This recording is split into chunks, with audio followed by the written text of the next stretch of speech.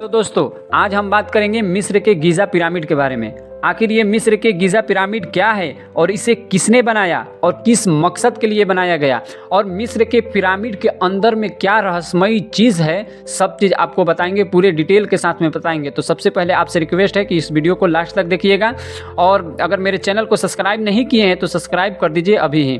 तो दोस्तों आपको बता दें कि मिस्र और इजिप्ट एक ही देश का नाम है, मिस्र कहिए या इजिप्ट कहिए। और अभी देखा जाए तो मिस्र का जो राष्ट्रपति है उसका नाम है अब्दुल फताह अल सीसी। अब्दुल फताह अल सीसी प्रो अमेरिका राष्ट्रपति है, मतलब अमेरिका के इशारों पर चलने वाला राजा।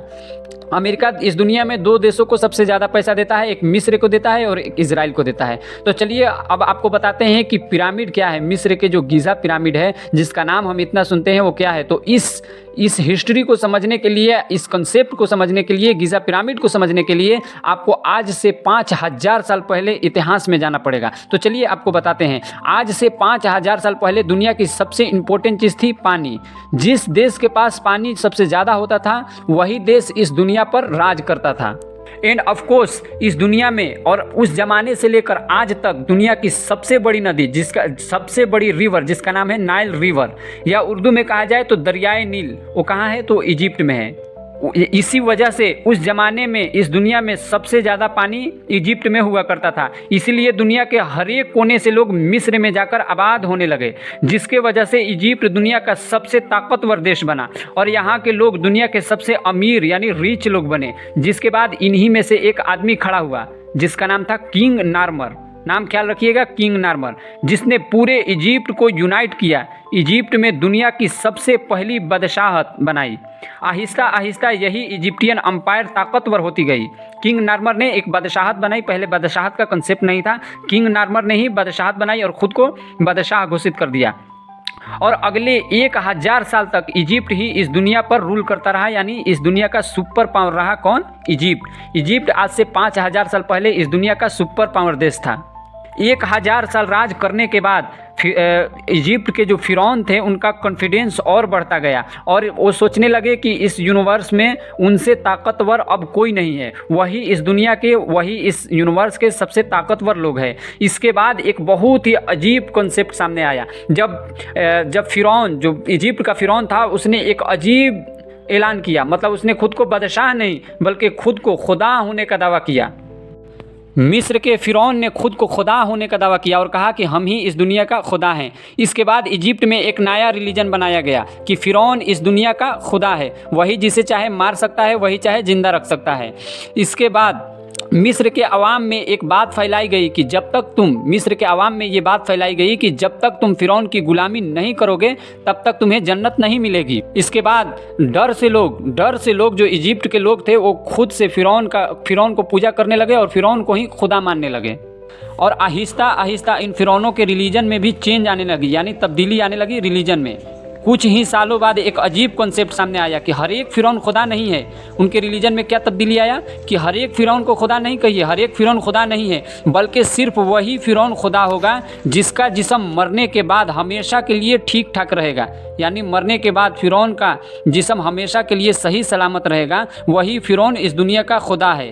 तो इसके बाद अब इस दुनिया में एक नया रेस स्टार्ट हुई कि कौन अपने जिस्म को हमेशा के लिए सेव रखता है, कौन फिरौन अपने जिस्म को ज़्यादा दिन के लिए, ज़्यादा टाइम के लिए सेव रख सकता है। इसके बाद पहली बार इस दुनिया में मम्मी का कंसेप्ट आया। आपने कभी ना कभी मम्मी का नाम ज़रूर सुना होगा। ये मम्मी क्या होता है, मम्मी आप नहीं जानते हैं तो इसके बारे में सर्च करके भी देख सकते हैं। मम्मी का जो कंसेप्ट है वो आज से 5000 साल पहले आया था। यानी कोई भी फिरौन मरता था तो उसके जिस्म को ज़्यादा दिन सेव, सही सलामत रखने के लिए मम्मी बनाया जाता था।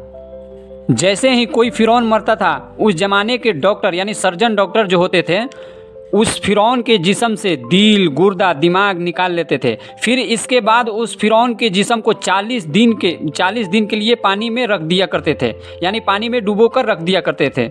और इस पानी में एक स्पेशल नमक मिलाया जाता था। 40 दिन बाद फिरौन के जिस्म को पानी से निकाल दिया जाता था और फिर इसके बाद उसके जिस्म पर तेल और शहद लगाकर इसके पूरे जिस्म पर वाइट पट्टी बांध दी जाती थी। और फिर उस मम्मी को एक महंगे से महंगे ताबूत में बंद करके रख दिया जाता था।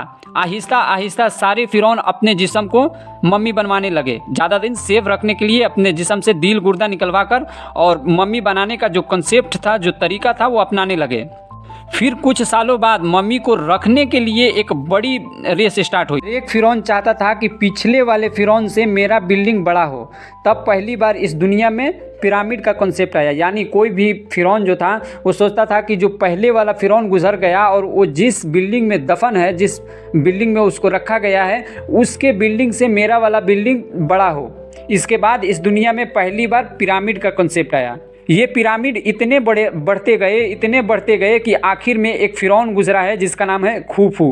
खूफू ने आज से 4500 साल पहले दुनिया का सबसे बड़ा पिरामिड बनवाया, जिसका नाम था the great pyramid of Giza. नाम ख्याल रखिएगा, the great pyramid of Giza. दुनिया का सबसे बड़ा पिरामिड यही है। और इस पिरामिड ने बहुत ही बड़े बड़े खिताब अपने नाम किए हैं। मतलब कि 3500 साल तक ये पिरामिड दुनिया का सबसे बड़ा बिल्डिंग था। इसके बाद आज तो आप देख सकते हैं कि बहुत सारे बड़े बड़े बिल्डिंग है, जैसे कि बुर्ज खलीफा भी है और भी बहुत सारा जो है टावर बनाया गया है जो इसका रिकॉर्ड तोड़ देता है। लेकिन 3500 साल तक इस दुनिया पे अपना खिताब कायम रखा है, the great pyramid of Giza. इसे बनवाया था किसने? तो खूफू बादशाह, किंग खूफू ने इसको बनवाया था।